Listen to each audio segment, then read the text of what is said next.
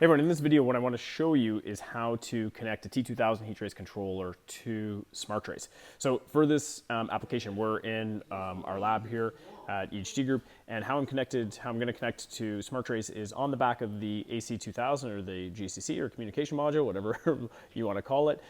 We are talking to it via a serial RS-485 connection, and we are going to a protocol converter, and then we're going to be connected into SmartTrace. So going over to our computer, I'm on a local version of SmartTrace here.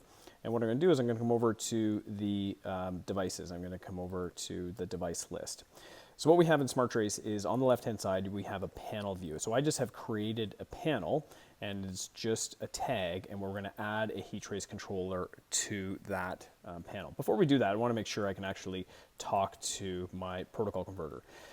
So this is what I recommend. Anytime we're talking to any device via Ethernet, we're going to make sure that we can talk to it. So the IP address of my protocol converter is 10.21.3.202, if I'm not mistaken.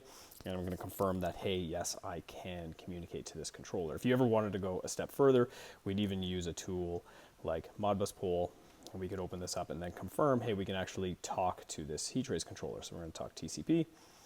The IP address, 10.21.3.202 is correct, and then setting the Modbus address, which I know is 11. So I can just confirm is, hey, can I talk to this heat trace controller? So I know I can talk to that, but probably that's a step too far. So in SmartTrace, what we're going to see is I'm going to add a heat trace controller, and the device type, I'm going to be selecting the AC2000, that's the communication device for the T2000. I'm going to select this panel that I've already selected, the communication loop on SmartTrace. If you don't have a communication loop set already, you can just add COM loop, and SmartTrace will automatically give you one.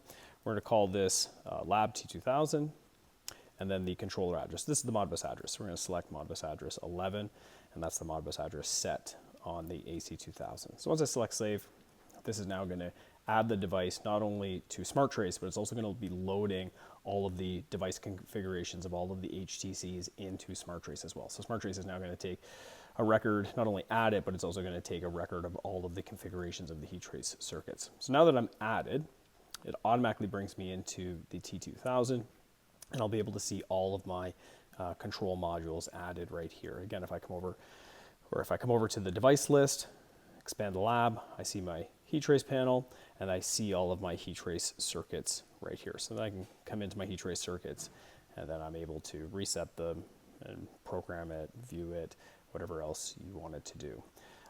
Very, very simple, and hopefully this was useful. Thanks.